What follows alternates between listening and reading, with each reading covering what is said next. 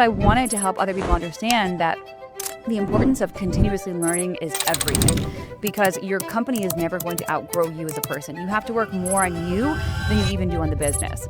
And so I knew I was going to have to learn how to hire, how to fire, how to build teams, how to be a good leader. I was going to have to learn how to build systems. I was going to have to learn about finances. I was going to have to learn about business finance, business credit. I mean, this was all foreign to me. And these are all things that I have learned.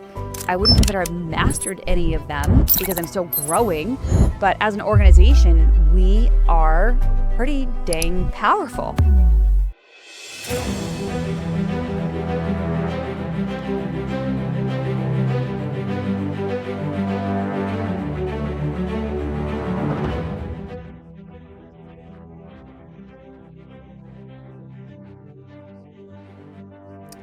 What's up, everybody? Micah Smith here, and I am back with another episode of Rebuild and Rise.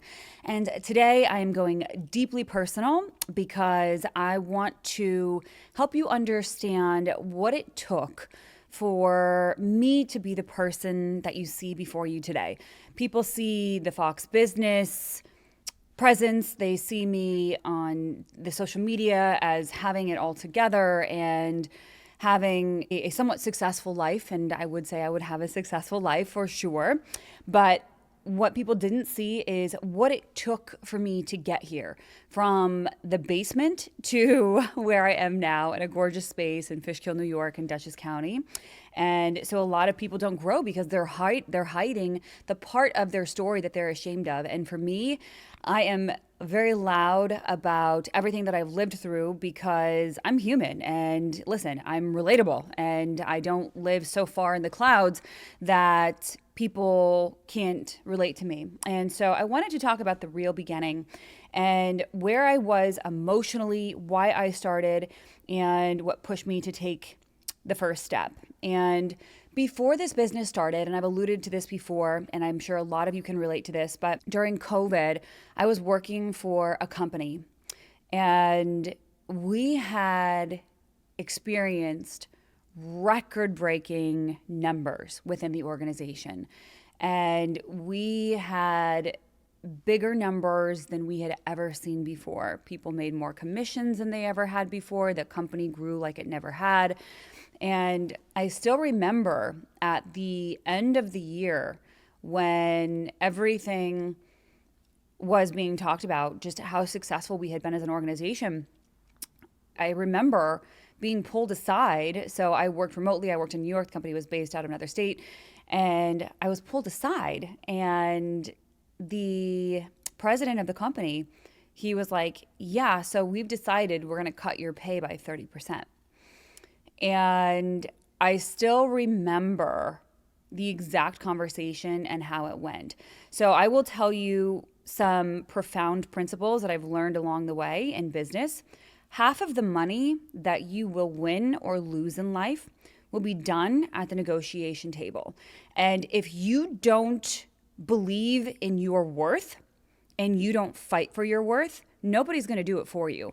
And I will always tell you that most people, not all, most people will see you where you are. They will take what you give them and more, and try to pay you for as little for what you're producing as possible. And that's just, unfortunately, that seems to be how corporate America is run. Right? So this company that I worked for went from small firm with no HR to wanting to, I still remember like the president of the company, we had a group meeting and he was like, $1 billion company. And like nobody was excited because it's like the culture was so horrible. You know, nobody wanted to help this individual build $1 billion organization where it's like most people are just, you know, scraping to get by. Most, not all. Some people were paid very, very well. But I still remember they were like, yeah, we're going to cut your pay by 30%. And so for me, I was like, absolutely not. I'm like, that's not happening. And I had all my reasons as to why I wasn't going to have my pay cut by 30%. And what people don't realize is that, listen, if you're in corporate America and someone's like, here's what we're going to do, you absolutely have the right to say, no, I'm not doing that. I'm not going to go and I'm not going to take a pay cut. And if you have been very productive and you've been a very great member of the team and you have a strong reason as to why your pay shouldn't be cut, right? They're going to maybe not cut your pay. And so long story short, they decided, okay, well, we're not going to cut your pay right now. But at that moment, it was abundantly clear prior to this moment, but this was like the boom, the slap in the face. Like, you need to figure your stuff out, Micah, because this is not your long-term. This is where you're not going to be long-term. You're not going to be in this place in another year from now. This is not you. You are not going to fight for your identity, for your validity, like every single day that you're with this company. There's no way in heck this is your future. And I knew that. And so that's when I started feeling this pull that something greater was going to emerge from me. And I still didn't know exactly what it was, but I had a very profound feeling that I was going to be working on building my own company. And this was just another push to go in that direction. Now, I'd already started laying the groundwork and I was serious, but I wasn't that serious. Because again, like, I was a little bit afraid, just like everybody, right? You venture into the unknown. Right, they say people prefer known hells to strange heavens, and that was me too. I was really terrified of leaving this mediocre life for the unknown, and it really was a mediocre life that I was settling for, right? It was a borderline of fixed income. No matter how hard I worked, my pay never changed, even though I was in a commission environment. And so for me, it was something where I was like, this is not your future, Micah. This is not where you're bound to end up. And I knew that. And so a lot of myself too, I struggled with self-worth because I was never told a good job. I was never told thank you. I was never told that I was intelligent or smart, there was no edification within the organization, no training. And so for me, like, I really struggled with my self-worth. In fact, it was more of the suppressing of just the intelligence of the people in this organization, and especially me. And so I will tell you that I really struggled with my self-worth. And I always remember people saying, I would go out in the field and I would do my presentations and like, is this your company? Because wow, like, you're so amazing. And I was like, this is how stupid I was. I was like, oh my God, no. I was like, I would never go up against my company. My company is amazing. I was drinking the Kool-Aid. And so I guess confused as to how great this company was and to how little I was. And when in actuality, it was me that was making this company look great and not the other way around. And I had just this, I think it had been compounded into my poor little brain that this company was making me great and it wasn't the other way around. And I will tell you, companies are built by great people, right? Great people aren't built by companies. And unfortunately, it should be the other way around. Companies should really be heavily invested into their people because it's the best investment you could make. But instead, right, companies look at people as a cost rather than an investment. And there was no training, there was no coaching, there was no helping people become the best versions of themselves. And so that's partially what inspired me to build the company that I'm building today. And I think that there was a very uncomfortable truth that I just had to admit to myself, which was nobody was going to help me and nobody was going to fight for me except for me. And if I wanted a future, I have to write my own future. And so to me, I have always had this feeling that there were certain things within my control. I can always control my output. I can always control what it is that I study. I can always control my attitude. And I knew that this was on me and me alone. And so I buckled down and I poured uncanny hours into building something. So I would work full-time, 9, 10 hours for this other organization. And then I would work 4, 5, 6 hours working on building this organization that I knew I needed to build. And the thing was, is like, I had this really scary understanding of what I didn't know. And I think that was really part of my trepidation because I knew the front end of credit. I knew how to read credit reports. I knew how to teach you how to maneuver things, but I did not know how to fix credit. And I really did not know how to run a company or a business. Here's the thing though. As Tony Robbins says, we don't lack resources, we lack resourcefulness. So guess what I did? I got books, a lot of books and I watched videos and I found people who built businesses and I surrounded myself with people who are really successful. I spoke to CPAs, I spoke to attorneys. At that time, I had been going to BNI groups every morning. I would leave my house at 4:30 in the morning to go to a BNI group in Manhattan, right, which I had to take the train into Manhattan. I would leave my house at 4:30 in the morning. My husband now still remembers all of this. I was surrounded by attorneys. I was surrounded by business owners. I was surrounded by people who knew how to build companies. And so every step of the way, I had resources and people to help me in my journey. And what I didn't even realize is that every choice I had made up until this point was leading me up to this point. And I hadn't realized that up until now, I was picking up books about entrepreneurship and building your own thing. And I didn't even realize why I was so attracted to these things. And all of a sudden, right, I'm seeing my life and I'm like, oh my gosh, I'm like, everything that I have been reading up until this point has been preparing me for right now. And I couldn't understand why I was attracted to this. Why was I reading about companies, how to build a company to last? Jim Collins, my God, like 20 years ago, I was reading Jim Collins, Built to Last, why some companies make the leap and some don't. And these were the books that I was reading when I was working for other organizations, starting at the very, very bottom. And I find it fascinating that my entire life I had been growing and been nurtured, right? God had put these seeds into me, this desire to want to learn and to grow. And all of a sudden I'm building this thing. And all I did was I put one foot in front of the other.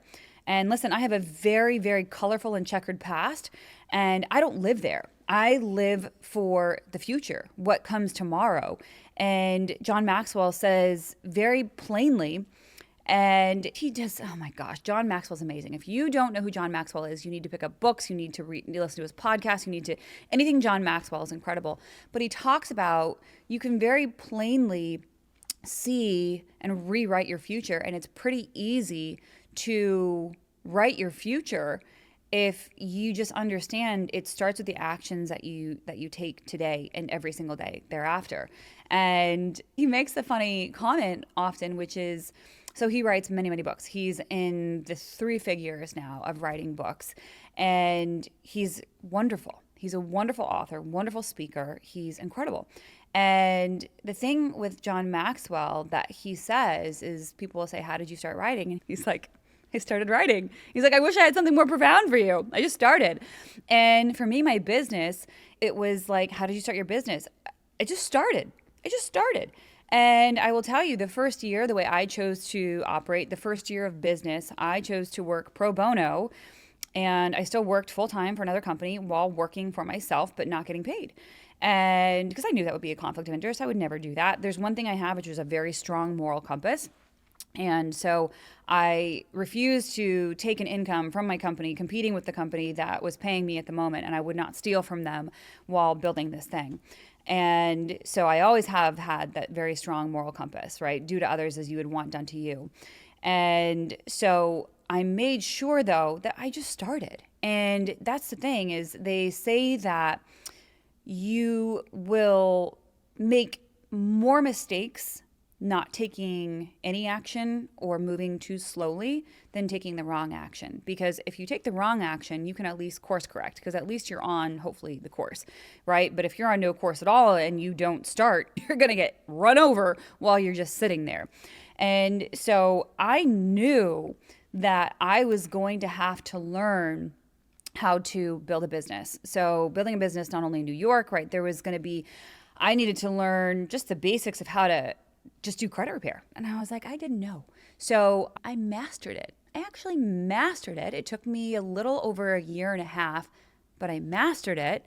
But then also on top of that, I continue growing. So every single year, twice a year, I go and I spend a lot of money on educational courses to make sure that we're constantly advancing our studies, our training. I'm reading more books. I'm finding more people who specialize in our industry. And so my training didn't stop, right? When I opened my company, right? It just continued, because when you open your company, now you have a whole plethora of other problems. And so I'm still in the learning phase today. And that's why I wanted to start this podcast, because I wanted to help other people understand the importance of continuously learning is everything, because your company is never going to outgrow you as a person. You have to work more on you than you even do on the business. And so I knew I was going to have to learn how to hire, how to fire, how to build teams, how to be a good leader. I was going to have to learn how to build systems. I was going to have to learn about finances. I was going to have to learn about business finance, business credit. I mean, this was all foreign to me. And these are all things that I have learned. I wouldn't consider I've mastered any of them because I'm still growing. But as an organization, we are pretty dang powerful, and we are helping thousands of people and helping them successfully accomplish their goals. And we produce very meaningful work. But on top of that, I produced a culture where people can thrive.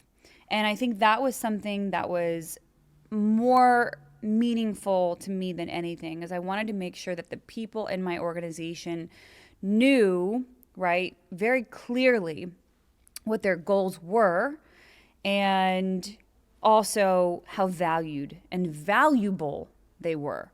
Not once in my organization has anyone ever had to fight for a raise or a paycheck, ever.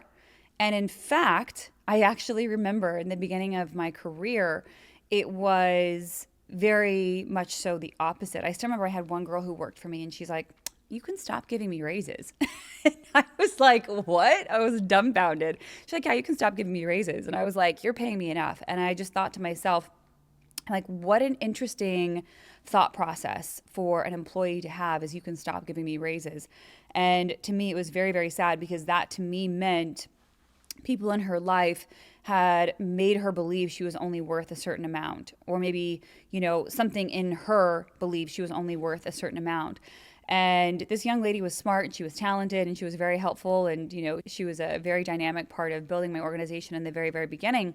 But I still remember all of these instances that I've had with so many employees along the way. And I just want you to know what building something from the ground up actually looks like, right? If you are wondering, is this right? Am I doing this right? Is this normal? I'm going to tell you, yeah. If you're having times of, if you're feeling extremely lonely, if you're always wondering, am I doing things properly? Am I doing things correctly? Right? If you feel like you're just constantly running into plateau after plateau after plateau, if you feel like, right, you're constantly lonely, right? But you're constantly fearful. You're having like long nights. There's fear of just, am I good enough, right? There's this fear of imposter syndrome, right? You're now playing in the big leagues and you're in the small leagues, you're in the minor leagues, right? That's all normal. That's all part of building. And I'm going to tell you, even people who are wildly successful they're going to tell you, they are guessing every step of the way. If you look at history, right, and you look at the evolution of companies, right, you start small, you grow into something big, and a lot of these companies, even when they turn into these monsters, guess what? They close their doors, they fail, and they fail horrifically. So just because you grow something, you build something, you create something, right, and all of a sudden you reach this pinnacle, you think in your mind, doesn't mean it's going to last, right? So I just want you to know, everybody is just guessing. But here's the good news, is there's a lot of people who have gone before you, and you can help to avoid a lot of common pitfalls by just surrounding yourself with people who are on their way back from growing and building something extraordinary. So what you need to be doing as you're building something extraordinary is you need to surround yourself with people who are going to build you up and edify you. You need to constantly be learning, read books every single day, but more importantly than surrounding yourself with these people and reading the books, you need to apply the knowledge, right? How many times do you read a book, you put it down, you're like, that was good, but you applied nothing. What a waste. What a freaking waste. My freaking superpower is my ability to freaking move fast. I move fast. I apply fast. I see something, I make changes, right? I listen to a podcast, I make a change. I read a book, I make a change. I implement something because to me, I'm going to learn from these things that maybe did work or didn't work, right? Maybe there's 10 things that didn't work, but there's one that did. And it saves me 100 hours a month, right? I mean, it is only something that you can, it's just this constant trial and test and trial, test and trial, test and trial. And you won't know unless you actually do it. So I want you to know, if you are building something, it's very, very normal. I built my company in the basement of my now husband's condo, right? And that's where I started.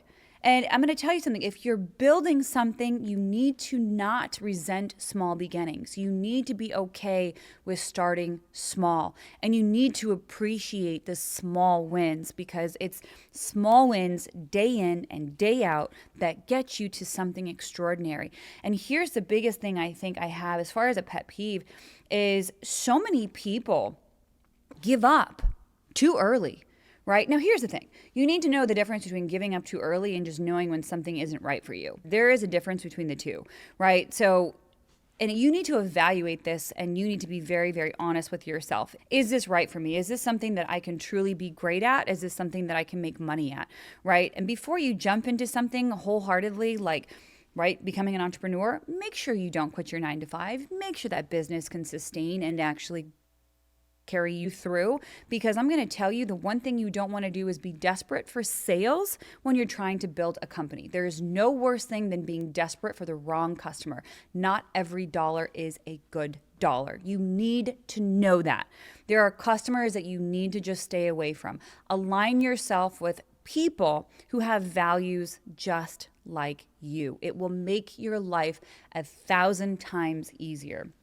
So, the moment I feel like I had this aha moment where I realized that I could be successful, I think it was probably just within my first month.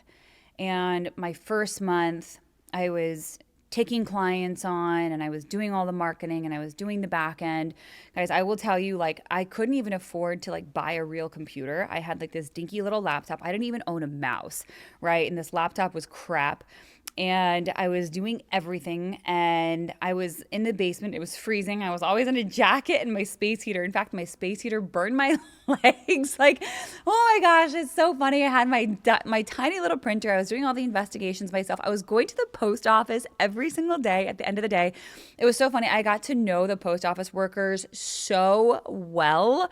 They all knew me by name. We'd have these long conversations, and people would dread being behind me, because I would send out all my mail certified, and I would have 100 letters. And I would need to send out every single one. And I was like, oh my God, this is not my future. There has to be a better way, right? So it was so funny beginning in the building, guys. I gave myself freaking arthritis in both of my hands. Guys, I would lay in bed at night, and my hands, I couldn't, I would be like this. I couldn't even open them in the morning. They were so bad from all of the typing and the investigations and the folding and putting all the things on the envelopes. And this is what it took to build my business. And I was, working 17, 18-hour days every single day. I still remember I went to my girlfriend's wedding, and it was in Florida, but on the west side of Florida. And we flew in, and I still remember, so I had saved enough money to buy a secondary computer, a screen, right, that would connect to my laptop. And so I took this big computer because I needed it to be able to work while I was out in Florida. So everybody was at the beach and doing their thing, and I was sitting there cranking away and working on all of the investigations and the letters and making sure that my clients, I refuse, I will not skip a beat. If you are my client, so you probably see on social media, right? I run my business, my life, my household, my finances the way that I do my body. And right, I come from a bodybuilding background. And so I have extreme discipline. And when I say extreme discipline, it is extreme. And so if you ever do an Enneagram test, so I'm an Enneagram 1. So 1s are perfectionists. So it comes from the top, right? So for me, I have this innate and uncanny attention to detail.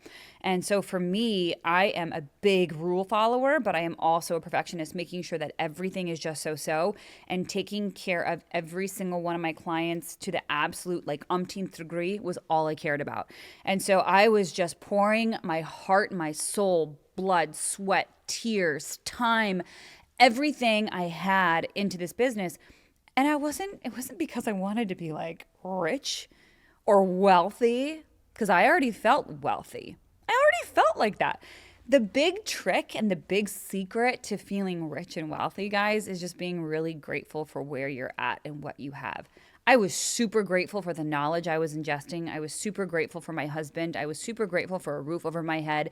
I was super grateful to be able to travel and coach with my husband to Florida and be able to hang out, in a hotel for a week working while everybody else like played around. I was so grateful for that. I was so grateful for the opportunity to live in New York, a state that pushes me to be better and better every day. I was so grateful to be a Christian. I was so grateful to be sober. There's 1,000 things I can name in my life. I'm grateful for air. I'm grateful to be alive. I'm grateful for my coffee in the morning. There's a difference between me and everybody else because no matter where I've been in life, when I've had nothing, I was grateful. When I have had everything, I'm grateful. And that is the one thing I will tell you, that if you can apply this to your own life, I can promise you this, you will be happy. When you get a little bit of money and you gain a little bit of wealth, it's only going to magnify who you are even more.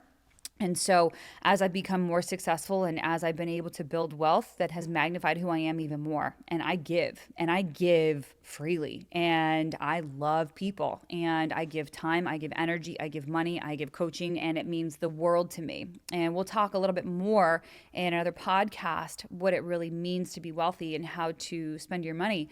But essentially, I just wanted to give that as a little sidebar. And I knew that this was going to work. I knew my company was blessed by God. I knew it. And the writing was on the wall. He moved mountains for me to be able to do this business and do this well. I have always had people as my number one priority. My number one priority is always people. I've never, ever been driven by money or figures, or it's not inspiring to me because wealth and things are fleeting, right? Like, there's no satisfaction in it. Now, money is a tool and it can make your life easier and more fun, right? There's no question about that, but that's never been able to drive performance. For me, it was about changing people's lives and putting them on a better future. Again, I've said it multiple times. If you can solve problems for people, you will never have to worry about money a day in your life. And that's just a fact. And I just knew, right? It was just file after file after file after file after file. And it was just like literally after a month, I was like, oh my gosh, and like I already knew during COVID, as I was like working with these clients one-on-one, I already knew I was going to help a lot of people. But this just magnified it, times 1,000, because now I was responsible for the back end and the front end. I had my signature on it. I controlled the output. I controlled everything within the organization. There was not going to be anything except for my stamp on this. And so what I want everybody to do is I want you to really look at your life right now, and I want you to start where you are. And everybody has the ability to make a choice today. And John Maxwell did a really great podcast that I literally just listened to this morning, and I'm going to misquote it terribly, so I'm just going to summarize it in my own words. There are 3 really sad ends to life for a lot of people, and it's 3 phrases. I wish I had, I should have, I could have. These are really sad statements because at the end of the day, we all have these things in our lives. I should, I could. And if we are not taking action in our life and just starting where we are, then you're going to get to the end of life and you're going to look back with some serious regret. And that is something that I don't want you to live with. And this is why we talk about what we talk about every single day. Start the business, fix the credit, buy the house, right? But when you do something, fall into it, fall forward, right? And that's what we always say, fall forward. So educate yourself, learn, grow, apply. And you need to build skills before you're able to build success. And take this lesson from me. I built the skills before I built the success. When I started, I sucked. I was terrible because I didn't know what I was doing. But guess what? Every file I did, every speech I did, every presentation I did, every phone call I made, I got a little bit better, a little bit better, a little bit better, a little bit better.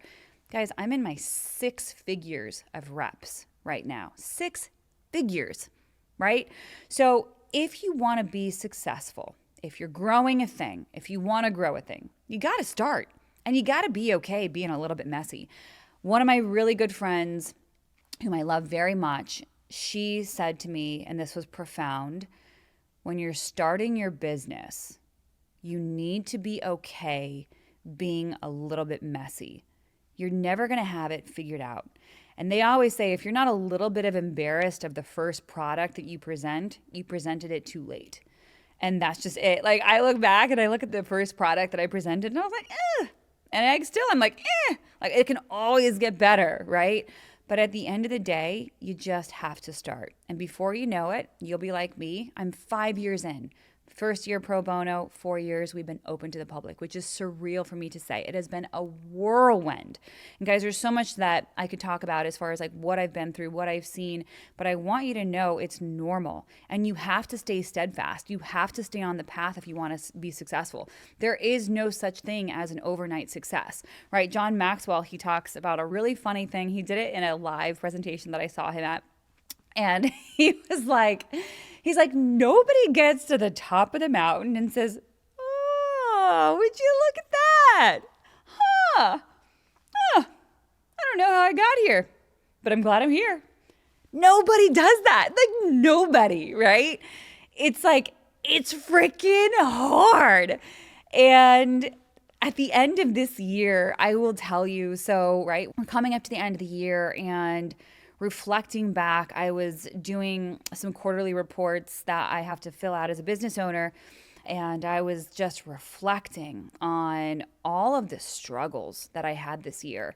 And I have faced this year. So this year was probably one of my hardest. It was my best year, but it was also my hardest. And I faced different obstacles, more obstacles, right? They say new levels, new devils. And I was so burned out. Like, to the point where I just felt like, I was like, this isn't sustainable anymore. And of course, God did pruning for me. And the floodgates opened again. And he gave me so much relief, which I'm so grateful and humbled by. And so it was just something for me where I was just enamored by what I had been through just this year alone. And expect the struggle, but pray for the ability to withstand the storm. Because just remember, like, for me, like, my faith is everything. And so for me, having that faith has carried me through the really tough times, knowing that the God I serve is more powerful than the problems I have. And they say, one of my favorite speakers says, Les Brown, he's like, if you got problems that man or money can solve, you ain't got no problems. And I'm like, yeah, that's right. I ain't got no problems. And so, guys, listen, if I can do what I have done, going from the corporate world with this feeling of inadequacy, this feeling of just there is no end in sight, feeling like this isn't my life, knowing that I was meant for so much more. If I can go from that to a basement, giving myself arthritis in my hands, right? Very limited resources to build a business to what it is now, right? So, right, guys, I went from having like a dinky little laptop that was crap to having a gorgeous office space. And I think I've got like 15 computers or something crazy now, right? So I don't know. It's something awesome. And so it's something where it's like, if I can do that, guess what? You can too, but you just have to start. And I'm going to leave you with this. So I still remember when I was getting ready to leave my firm, I was talking to somebody and I was talking to them about their goals and how unhappy they were in the company they were at. And they were like, you know, I'm just too old to start over. And I was like, how old are you? And they were like, I'm 37. I was like, oh my God. I was like, what? I was like 37. Now listen, I have a very different way of looking at life than most people. And I look at life like I live each day to its fullest. And I have a borderline fearless personality, but it's because of the God I serve. And for me, I'm a risk taker, and I always will be a risk taker. And to me, that was probably one of the saddest conversations I had ever had. And I knew that this person was never really going to accomplish anything meaningful in their life because they were too afraid to do it. They just wanted to be the cog in the wheel, working for somebody else at a job that they hated. And guess what? You know what? It's 6 years later, and they're still there. And they still hate their life, and they're still miserable. And guys, that's no way to live your life. Like, you are the one who has the ability to make change. And I would implore you to be courageous, make a step in the right direction. And maybe it just starts with reading a book and applying one thing that you've learned. And before you know it, right, you're going to have a skill. And then you can take that skill and you can apply it. All right, guys, that is a wrap for today's episode of Rebuild and Rise. Guys, I know this probably inspired you. So if it did, please like and subscribe, and please share this with someone that you know this will also inspire. Thank you so much for being a part of my journey.